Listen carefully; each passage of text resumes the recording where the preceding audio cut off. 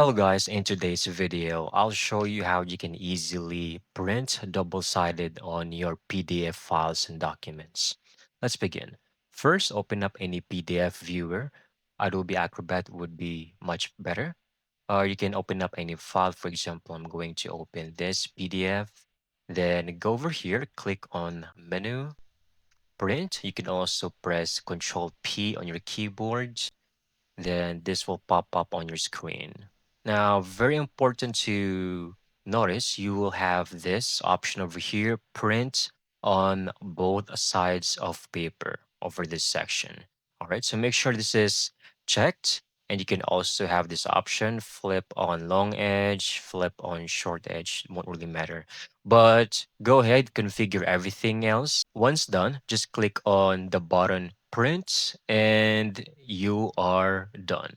And that's it. That's how you can easily get this done. Thank you so much for watching. I hope you found this video very helpful.